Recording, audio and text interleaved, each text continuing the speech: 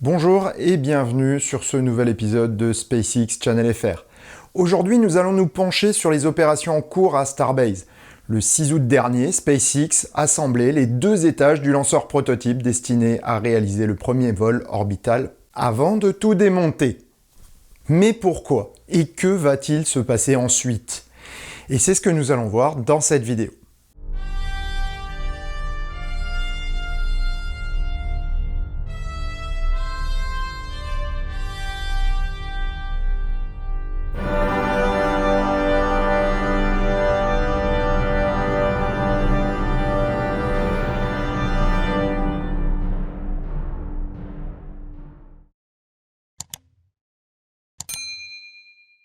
Bon sang, quel moment ça a été de voir ce monstre assemblé! Pour ceux qui ont eu la chance d'y assister en direct, l'excitation était palpable et la vue du monstrueux lanceur prêt à s'élancer vers les cieux nous faisait rêver. Quelques heures plus tard pourtant, le Starship a retrouvé sa place dans la High Bay et le booster B4 n'a pas tardé à le suivre. Coup de com' pour SpaceX? Peut-être un peu, mais la vraie raison de cette démonstration est à chercher ailleurs. Elon Musk construit son système de lancement comme si la Terre était menacée de destruction dans quelques jours. Les équipes se relaient jour et nuit à Starbase pour avancer le plus vite possible. Mais alors pourquoi perdre du temps à faire une répétition générale de l'assemblage du lanceur? Eh bien tout simplement parce que c'était nécessaire. Gardons à l'esprit la taille de l'engin. Sur notre petit écran, il nous semble bien peu différent des autres lanceurs. Et pourtant, 9 mètres, c'est le diamètre d'une yourte d'un peu plus de 63 mètres carrés. C'est aussi la longueur d'un bus de 38 places ou la largeur de la façade de ma maison. À de telles échelles, il devient compliqué de garantir une géométrie parfaite. En effet, lorsque l'on parle de 9 mètres de diamètre, c'est ce qu'on appelle en mécanique une cote nominale. C'est la dimension idéale d'une pièce parfaite. Mais nous savons tous que la perfection n'est pas de ce monde. Les mécaniciens ont alors inventé les tolérances géométriques. Elles peuvent être symétriques, avec plus ou moins une valeur, ou bien autoriser une erreur seulement positive ou seulement négative. Dans le cas de cylindres, la circularité est également prise en compte. Le diamètre doit rester dans l'intervalle de tolérance, quel que soit l'endroit où on le mesure. Il faut que la pièce reste entre deux cylindres virtuels représentant l'intervalle de tolérance, ce qui garantit la géométrie de l'ensemble. Or, plus une pièce est grande, plus il devient difficile de respecter des intervalles précis. Lorsque l'on parle en microns, soit 1 millième de millimètre pour des mécanismes de montre, on parle en centimètres pour de grands ensembles mécaniques, lorsque ce n'est pas plus pour des ouvrages de génie civil par exemple. Une motrice de TGV doit par exemple respecter une rectitude de plus ou moins 1 cm sur toute la longueur de son châssis. Imaginez ce que cela représente sur un Starship, ou encore plus sur le Super Heavy. Mais alors que dire des autres installations ? La tour de lancement et la plateforme de tir sont aussi soumises à ces contraintes. Ajoutez centimètre après centimètre d'erreur de fabrication et vous obtenez un ensemble impossible à assembler. Il y a bien sûr des moyens de se prémunir d'une telle situation. Si la tour de lancement est solidement ancrée au sol, la table de lancement et les installations qui permettent de maintenir le lanceur sont ajustables. Le premier élément tout en bas est la table de lancement. Cet anneau massif en acier est équipé de verrous permettant de maintenir le booster. L'installation de la table garantit qu'une fois Super Heavy en place, il pointera directement vers le zénith. Ensuite, SpaceX a installé le booster pour régler les verrous afin qu'il s'accroche parfaitement aux emplacements prévus et afin que tout soit parfaitement maintenu. L'installation du Starship au-dessus de B4 représente sensiblement la même opération, avec quelques petites différences. SpaceX peut alors vérifier que le Starship est bien en place, pointé vers le ciel, et que ses ancrages correspondent parfaitement à ceux du booster. Par contre, ici, pas de contrôle manuel de l'accroche entre les deux étages. Il n'y a pas la place pour aller regarder à l'intérieur ce qu'il se passe.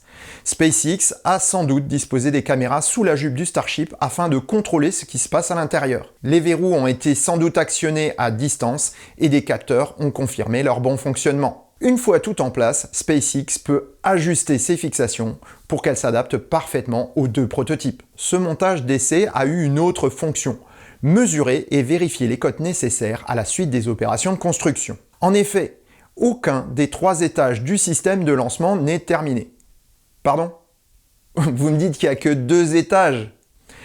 En fait, Elon Musk appelle les installations de Starbase l'étage 0 du lanceur. Et c'est celui-ci qui est loin d'être achevé. C'est d'ailleurs pour cela que la grue maintenant le Starship n'a jamais été détachée. Les bras de maintien de l'ensemble ne sont en effet pas encore en place. Un long bras vient du sol le long du booster pour permettre de le maintenir et d'apporter les ergols et connexions électriques. Si celui-ci a été déjà mis en place, il n'est pas encore équipé de sa tuyauterie et des installations électriques. Les bras de maintien du Starship viendront également renforcer la fixation avant le lancement et alimenter le vaisseau en ergols et en électricité. Des lignes de données parcourent également ces dispositifs, permettant une communication entre les étages et le centre de contrôle. Vu la taille de ces pièces, mesurer toutes les cotes avec le lanceur en place prend tout son sens. Mais pourquoi avoir choisi ce moment pour le faire? Eh bien là, on ne parle plus de technique, mais de gestion de projet.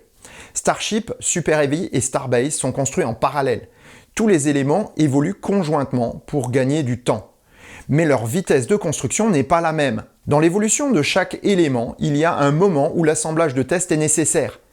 Mais ce n'est pas vraiment un moment précis, c'est plus une plage de temps. Une fois la construction à un certain stade, il est possible de faire le test, mais ce n'est pas encore obligatoire. Techniquement, pour le Starship et Super Heavy, c'est dès l'installation des moteurs que commence cette plage, une fois la structure terminée. Pour Starbase, c'est au moment où la table de lancement est posée. Une fois ces trois éléments arrivés à ce stade, on peut faire un montage dit à blanc. Le Starship avait été le premier à atteindre ce stade et la construction a continué avec la mise en place des tuiles thermiques. B4 et le pas de tir ont été finis à peu près au même moment. Une fois la table de lancement en place, SpaceX a pu installer le tout pour son test. Et maintenant, que reste-t-il à faire? Pour Starship, il faut finir le bouclier thermique et tester ses réservoirs, voire faire un allumage statique. Après un bref passage dans la high bay, le vaisseau est sur le pas de tir B en vue de ses tests, en tout cas au moment où j'écris cette vidéo. Pour Super Heavy, toute la jupe entourant les moteurs reste à fabriquer. C'est pour cela que certains moteurs Raptor ont été démontés. Un test de pression sera également pratiqué avec de l'azote liquide, probablement sur le pas de tir principal. Enfin, la ferme et le pas de tir doivent être terminés. Le bras de soutien reste à terminer, les bras de maintien du Starship doivent être mis en place et équipés des lignes d'avitaillement, mais il est également nécessaire que les énormes réservoirs nécessaires à l'alimentation du lanceur soient construits et installés. Elon Musk avait annoncé pouvoir réaliser ces opérations en 2 semaines seulement. Optimiste, comme à son habitude, il préfère donner des délais qu'il espère pouvoir respecter, mais se laisse toujours une marge inévitable pour les aléas d'un tel projet. En tout cas, il nous tarde de voir ces deux merveilleux engins réunis pour cette fois s'élancer, je l'espère, vers le ciel. Et sur ces bonnes paroles, n'oubliez pas de rêver, mais aussi de vivre vos rêves. Portez-vous bien. Ciao!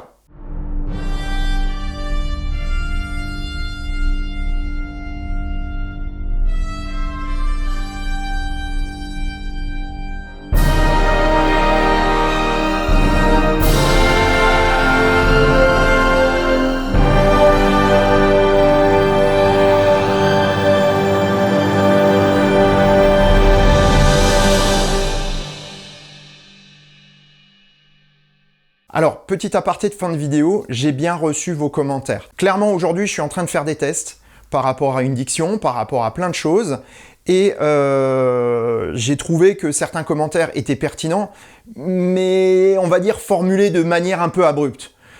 On va être clair, faites mon travail et vous verrez la difficulté à réaliser une vidéo qui paraisse 100% naturelle. Je vous ai bien entendu concernant le générique, et donc je l'ai réduit un petit peu. Autre chose, je travaille vraiment sur le fond pour avoir quelque chose qui soit le plus simple possible et à destination de tout le monde. Je ne rentre pas dans les détails, j'essaye de vous donner quelque chose de simple, de compréhensible, mais également d'un peu plus fouillé que ce qu'on va pouvoir trouver simplement dans la presse. En plus, comme tout le monde ne parle pas anglais, ça va permettre à certains non-anglophones de pouvoir rentrer un petit peu plus dans le détail sans forcément aller vers des chaînes de vulgarisation qui sont extrêmement complexes, comme Technique Spatiale, comme Hugo Lisoire, qui sont des chaînes fantastiques. Mais il faut avoir un minimum de connaissances pour pouvoir appréhender ce qu'ils disent. Ils sont très pointus. Moi, j'essaye de l'être un peu moins parce que je pense que je peux être une porte d'entrée pour les gens qui aiment le spatial et qui voudraient aller un petit peu plus loin et découvrir vraiment les bases avant d'aller vers des chaînes plus complexes. et de pouvoir les apprécier à leur juste valeur. Voilà, c'était cet aparté de fin de vidéo. J'espère vraiment que les changements vont vous plaire. Merci de m'avoir suivi et d'être allé jusqu'au bout de cette vidéo. Et n'oubliez pas de vous abonner, de mettre des pouces bleus, de commenter, de partager mon travail. Aujourd'hui, SpaceX Channel FR se développe très vite et franchement, je vous en remercie. Allez, salut!